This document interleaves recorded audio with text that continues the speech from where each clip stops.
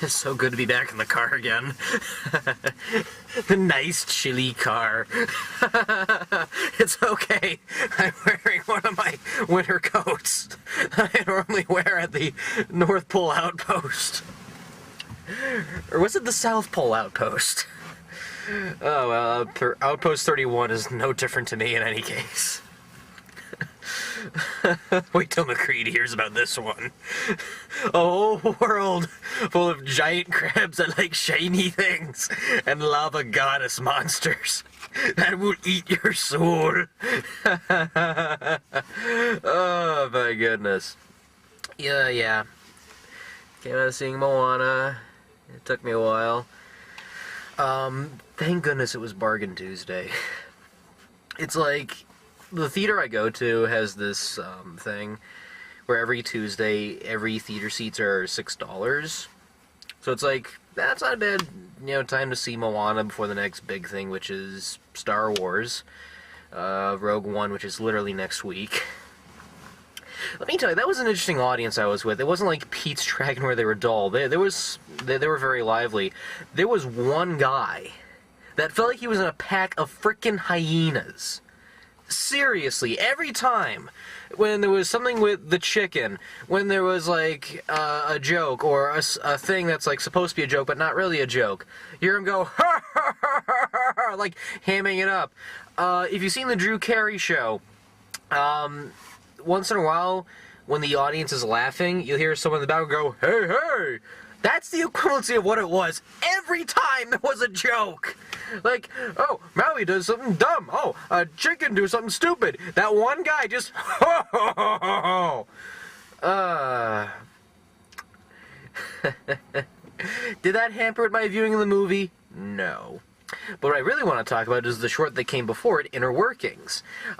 It's pretty much what they did with Inside Out, but it's very 80s-esque, and I liked how they took this square form, which was different, but I thought it was actually pretty creative what they did with it. The whole idea that life is literally just like you're inside this box and you need to break out of this box. I thought that was actually a pretty good message, and the way they handled it was fine. The fact that heads are like cubes and stuff, and it's like, you're in a cube, man. You gotta get out of that cube and visit life for what it is. But no, they push it further. They showed the inside of this person. It's his brain, his lungs, his heart. And you see his heart trying to go up against his brain. It's done in silent, by the way. It's actually a silent cartoon, which is great. I love visual humor. I love silent cartoons. It always brings out the comedy more in the visual, so good for them. But anyway, in the short, the brain is having a fight with the heart, because the heart's like, I want to have fun, I want to do this. And the brain's like, nope, gotta go to work. Gotta go to work. And anything you go and do, you're gonna die. I like the aspect where anything the heart wants to do, or anything the stomach wants to do, it will lead to death. And the fact that the brain has to calculate it. Oh, you eat too many pancakes, you're gonna get fat and die. Oh, if you look at this nice pretty lady and try on these sunglasses, you're gonna trip next to this chainsaw juggler and die. I like the idea that the only thing that seems violent out of all those calculations and the most possibly accurate is getting killed by a chainsaw juggler. You had me at that short film. You're my favorite of the year. Oh, what was that short they had with Pixar? With Finding Dory, the Piper. Oh yeah, that was cute. That was cute. It was a cute little short, but I like comedy better because comedy can have a nice moral to it, and this one does. The idea that, it's nice to stay safe on the edge, but sometimes live a little. It doesn't hurt to live a little. Much like the message of this movie, Moana, which is trying to be this traditional Disney princess film. Ron Clements and, I hope I got this guy's name right, his last name's Musker. They did Little Mermaid and Princess and the Frog, which I still have yet to see. I know, I'm a very, very bad critic. They did this, it's their first CGI movie, and if you really want me to get straight on to my full-on opinion, it's a good movie. I really enjoyed myself. I I don't think it's a masterpiece by any means. And that's primarily because you gotta really separate this into two different mindsets. I'm gonna take a page from Doug Walker and say, you gotta respect the film it's trying to be for the great masses. It's a traditional princess movie. It's a Disney movie. It's a fairy tale. And in that sense, it works. It succeeds. It's enjoyable. The culture they have, this Polynesian culture and all the mythos and the history that they try to mesh in within song and character, that's done really well. And the fact that they're taking this culture, which I don't think has been depicted on film, unless it's Mystics in Bollywood, that's a whole different movie, and I've yet to see that one. But it's this whole culture that's really not touched upon that much. So to see that in gorgeous Disney animation is really nice to look at. There are times where it looks like hand-drawn animation, even though it is digital. Just the expressions and sometimes little Chuck Jones-isms, which with the Maui character and stuff like that, and just how gorgeous and beautiful these things look. Without giving too much away, there's a character near the end that appears, and it looks like this two-dimensional animation kind of drawing come to life in a three-dimensional way, and that's what I really like about the beauty of this movie. It's eye candy from beginning to end. I actually really agree with what Doug Walker had to say. The beginning and the end are the strongest parts of the movie. They're legitimately the strongest parts of the movie. The opening, I like how they set up this culture and this whole mythos with the Maui god, and the fact that he pretty much did all these great things for people, and then he did one bad thing, and it led to destruction! And then setting up the tribe that learns about the myths, and the fact that the one tiny girl that is so heartful and respective is gonna do great things because she's a good person, and as a girl she saved this little baby turtle who looked like Squirt, who gained the respect of the ocean! I shouldn't make fun of this movie because I did like it. I didn't love it, but I did like it.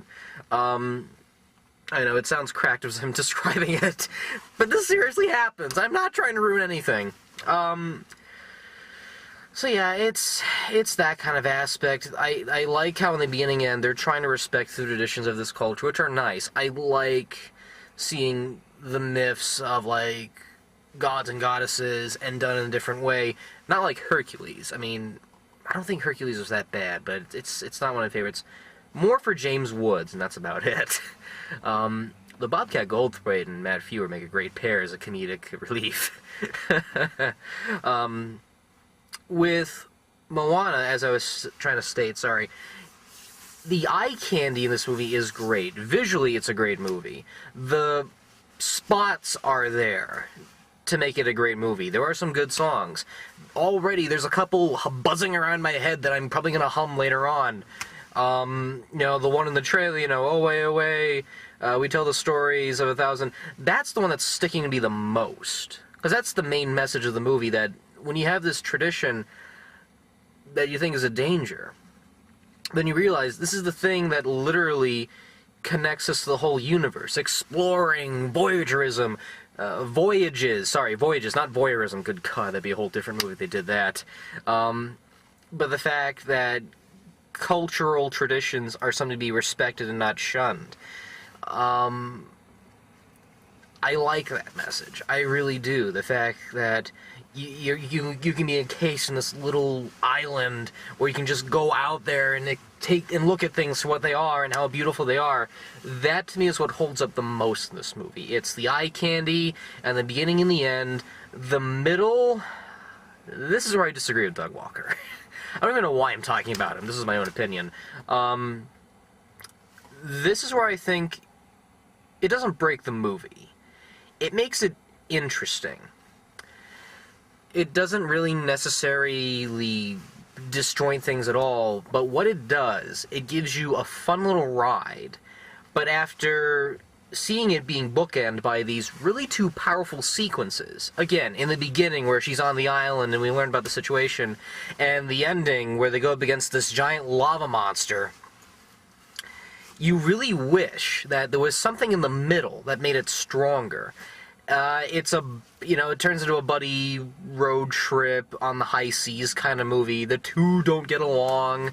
Like, Moana is very persistent about trying to save her village and become what she wants to do, sail the high seas and stuff, even though she is inexperienced with sailing, and Maui is trying to restore his former glory, and yet he's very rough around the edges, and he doesn't understand what's going on. He's very full of himself. He's the wise cracker.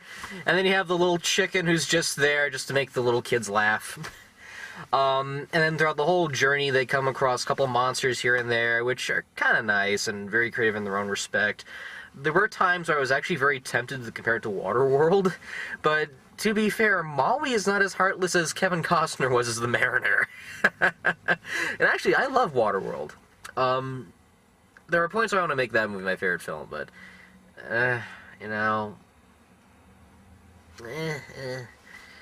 maybe the 3-hour version, because at least that had more character. It is on DVD, by the way. But no, this is where you have to put it in the second bin. How much this movie satisfied you? Like legitimately, how much this movie entertained you? And I don't want to compare this to Zootopia, which came out earlier in the year. But if I had to choose between the two, because again, last year we had Inside Out and Good Dinosaur. Inside Out, easily the biggest winner. It did a lot more. It was a fun ride, it was an adventure, it was heartwarming, it was tragic, I cried a lot, it was emotional. Good Dinosaur, A, B, C journey that I've seen 1,000 times. And I remember being so upset because it's like, you can do better, Pixar, you can do better. That wasn't the case here. That wasn't the case. I got 2 good movies from Disney this year, but if I had to be honest, I think Zootopia was the more entertaining of the two. I'm really sorry. I'm not saying Moana's a bad movie. Hear me out.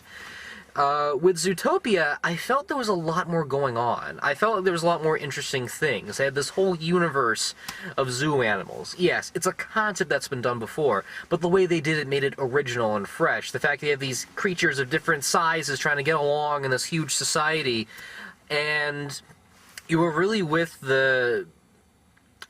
Jenny, the Jennifer Goodwin character, who really wanted to make a difference, even though she knew that it's going to take a lot more than just solving a crime and all sort of stuff. And then you had Jason Bateman's character, Nick, who's very cynical, but because of the way that the world perceives as kind and everything, I just thought there was a lot more going on in that film. I thought there really was a lot more going to it. One minute it's a crime movie, then it's a buddy movie, then it's Crash, only done better. So yeah, and then the animation really varied within the 2 different areas. Like, it can speed up and slow down, and it really relies on what area of the town you're in and stuff like that. With Moana, it was a basic hero's journey, but to its credit, it was done well. Again, there is some comedy here and there that works. There are some really good scenes that I liked, especially the moment where they come across these coconut pirates. And these coconut pirates, they're so tiny but vicious. You really gotta wonder how they can make something so small but deadly at the same time. Because it's so funny to watch these things slap each other around like something out of a Muppet Show and just pelt you with blow darts and stuff. This movie knew when to be funny. This movie knew when it had to be, like, heartwarming and stuff. And that's the backdraw, because it's calculated like that. There's little steps along the way where you know it's going to go in this direction. You're like, okay, this is a scene where the big fallen hero has to be motivated to be better and stuff. Oh, this is the scene where the girl has to know where her heart is and be reminded of who she is and what her journey is. And they do that kind of thing. It's pretty much just this big drinking game, but at the very least they're trying to do things different. They really, really are trying to do things different here. And they're doing that with the visuals and the characters. There's this scene earlier in the movie where Maui has this grandmother who claims she's a fruit. this baddie kind of character. But at the same time, she's wise, respectful, the Yoda kind of person. But I like what they do with her later on without giving too much away, where she sort of kind of comes back, and she lets Moana have that choice, where she can continue the journey or turn around. And instead of having like this big, cliche kind of speech, she sort of says, if this is too much for you, you can go back, dear, it's okay. And she gives her that choice. I like that. I like how when heroes are given the opportunity where, okay, you've come this far, you can either continue what you can do, or you can make a difference. I like that. I really do. And they don't force it, even though you know what's going to happen. Like, no surprise. The sidekick hero is going to be depressed because, oh, he's not too powerful or something, and he's going to fly off and then come back for the ending. They do that here with no apparent reason, apparently. Like, there's this moment where Maui's all like, oh, I'm too powerful to defeat this thing, you saw what happened back there, and he just literally flies off, and then after Moana's big moment, he comes back in the finale with no purpose! Just, surprise! You know he's gonna come back! At least Hoggle and Labyrinth had a point to his return. He was just sort of depressed because he felt he betrayed his friend Sarah. So at the very least, there's a reason and a little moment to show him actually being there. It's not like this big, pointless turnaround where he just shows up for no reason. And then you have, like, the weird standout moments. Like, the creative but weird standout moments. Like, everyone's talking about this. I'll try not to give too much away. There's a sequence in the movie where they have to get Maui's hook, and apparently it's in the hands of this giant crab. And it's voiced by Jermaine Clement. I hope I pronounced his name right. I really have bad memory once in a while. But it's this giant crab who, of course, collects all these shiny, neat little things because he's a scavenger and all that sort of stuff. And that's when the movie literally, like, screeches to a halt. And I remember hearing the song first before seeing the movie, and I remember being like, oh,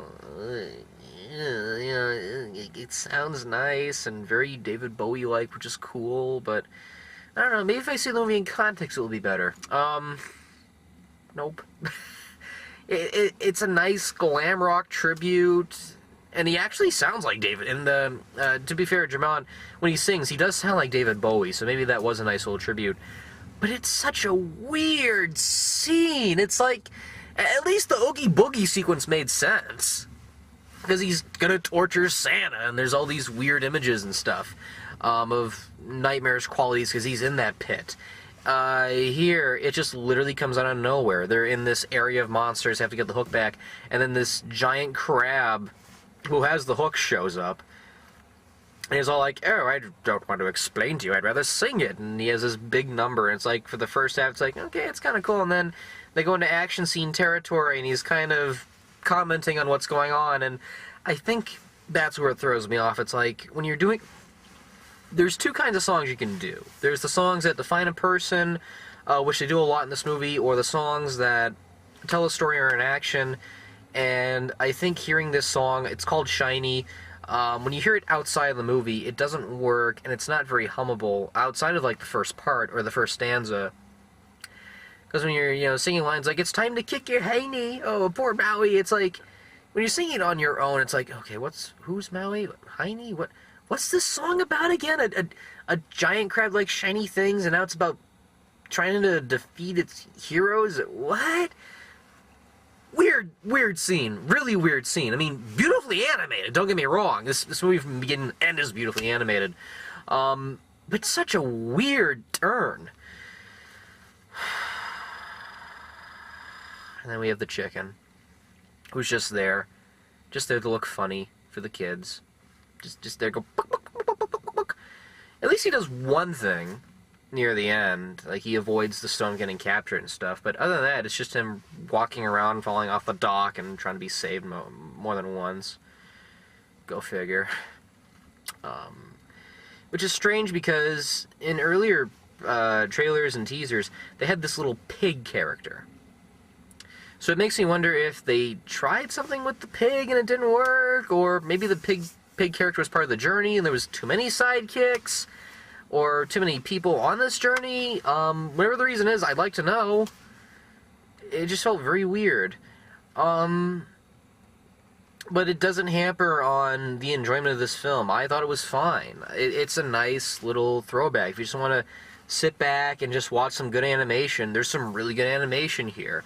I like the water effects. This time I think they finally perfected it. It's not like Good Dinosaur where you're just looking at textures and stuff. No, the textures mirror the story and what's going on.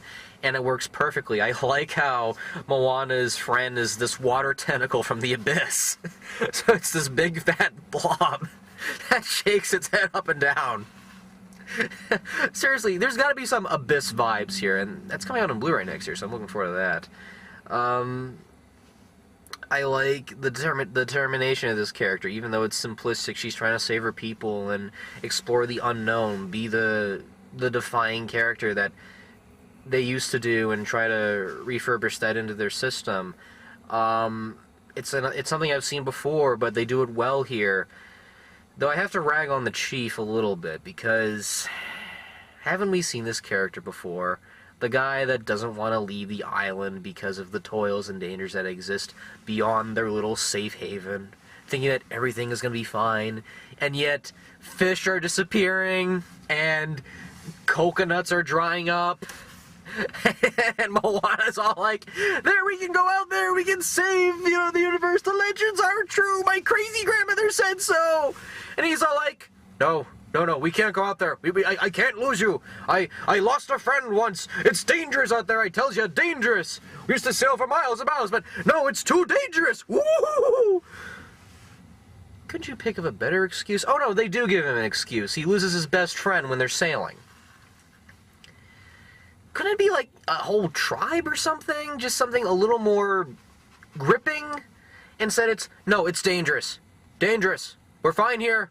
We're fine here. I know my brother's already gone cannibalistic, but you know what? That's fine. That's clearly fine. I mean, we can eat the chickens. We have plenty of pork. We'll be fine.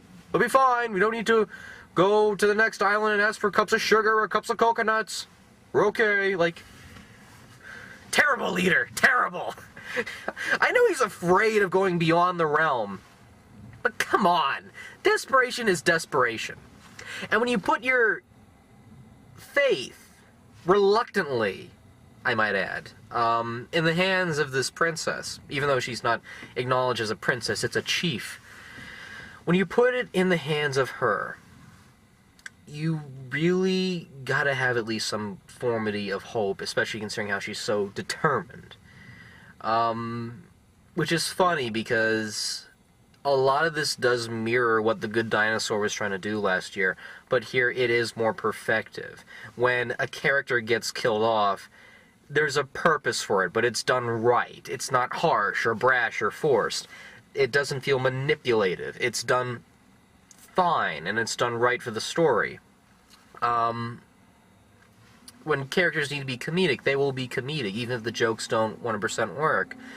There are points where it is trying to be very Frozen-esque, especially with one song that Moana has. Determined to go in the seas and, be who I am. It works. It's a good song. It's a really good song. The writer of the Broadway show Hamilton did most of the numbers. And it really shows the talent. There's not one single song outside of Shiny where it was like maybe You're Welcome. I gotta talk about this.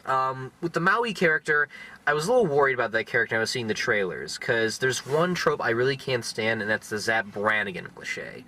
The character who's full of himself. He's so braggish and oafish and says he's the best, when in actuality he isn't. He's just this jerkwad that takes all the credit. And there are times where it almost leans into that area, but then there's times where they pull you back and say, no, he's not like that, he's not like that, he's just really misunderstood and he's lost. And they do that. They do it so perfectly. They do it so fine. There's a scene where he's telling a story about one of his tattoos, and they literally paint this bit of sympathy on him, and that's done really well. So at the very least, he's not unlikable. He's a goofball, but at least he's fun. There is one thing near the end, and I'm not going to give too much away about this, where they do reveal the true nature of the lava monster, and when you realize how much damage Maui has done, There's this little part of me that almost kind of wanted to hate him because of what he actually mistakenly did. And even I predicted this earlier during the big prologue. So when they did, so again, me being me, it's like, okay, if they go in this direction, you know, I kind of foresaw this coming, but if they don't go in this direction, it's fine. And there were moments where it's like, okay, they're not going in this direction, okay.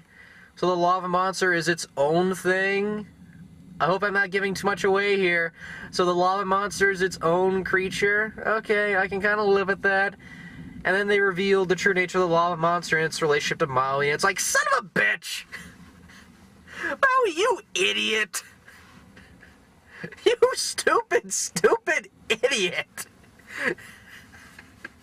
Because they show him stealing the heart, and I'm trying not to give too much away. They show him stealing the heart of the island, which is what they're trying to sail across and restore, because they're trying to get back to this island to make it all well and whole again.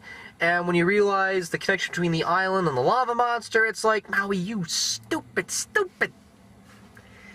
You removed this shard from the broken crystal and created this whole apocalyptic scenario.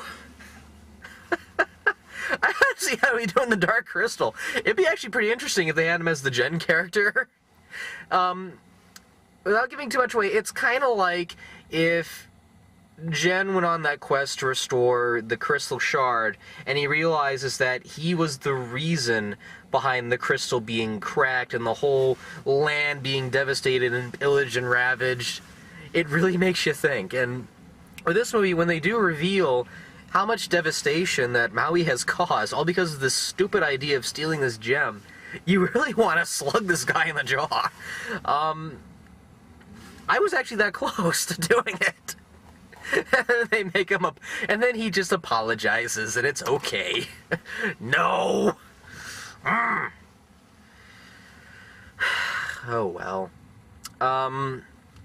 But yeah, aside from those things, it's still a good movie. Like I said, you still have great, good eye candy animation. You still have good hummable songs. It's nice to hear a Disney musical, and I say that with great emphasization, a Disney musical. They're not putting like random pop songs here and there. No, these are songs trying to tell a story and what's going on, even though one or two don't work. You have fun characters, a fun journey, even though it's been done before. So for that, I'd say this is worth checking out in theaters. Really see this one before it goes, or at least see this one before Rogue One, because I'm pretty sure it's going to get overshadowed by a lot of things.